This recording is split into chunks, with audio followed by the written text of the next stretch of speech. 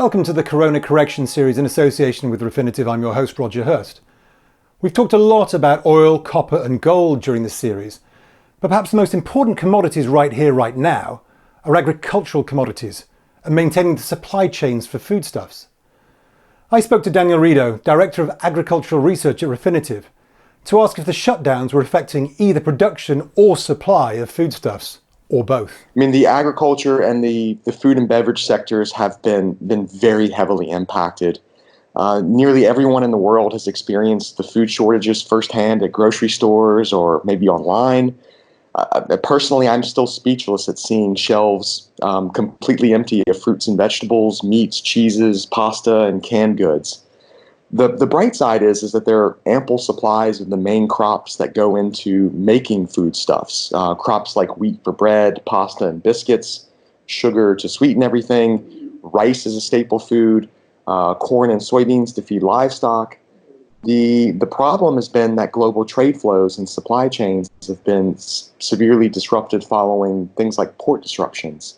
And of course, in an unprecedented effort to combat and slow the contagion, many countries have severely curtailed travel and shuttered businesses. And so everything has to be reoriented and sorted to get things where they are needed most.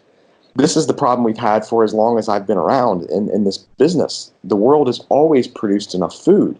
The problem is storage, processing, and transportation, all at a reasonable cost. Right now, I don't foresee any major supply issues in the, let's say, the short term.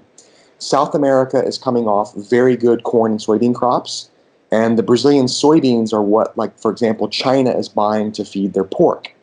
Europe, Russia, and Ukraine, some of the world's largest grain producers, are heading into the spring season with winter crops like wheat in decent condition. That's the good news. What concerns me is what happens during and after harvest. We need the farm laborers to help pick the crops or assist the machinery. We need trucks and staff to keep factories, ports, warehouses, and slaughterhouses running at normal pace.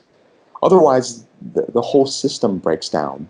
Again, it doesn't matter how much food we produce, we just have to get it to the right places that need it and at the right time. And to do that, we need enough healthy people to do their jobs.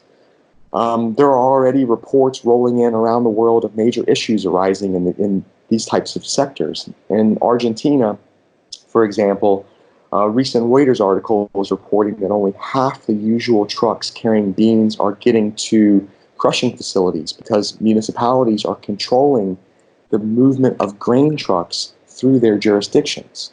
I'm also hearing that Malaysia has started closing some palm oil plantations to prevent the virus's spread. Brazil is grappling with potential port strikes and has already put 2 key grain exporting cities in total lockdown, which essentially is like banning shipping. These are the types of things that have me concerned because that is what will break down the supply chain. Daniel is fairly comfortable that the production side of the equation is looking reasonably good for now, though he would be concerned if the current lockdowns extended into the back end of the Northern Hemisphere's summer and started to impact the harvest and transportation of this year's crops.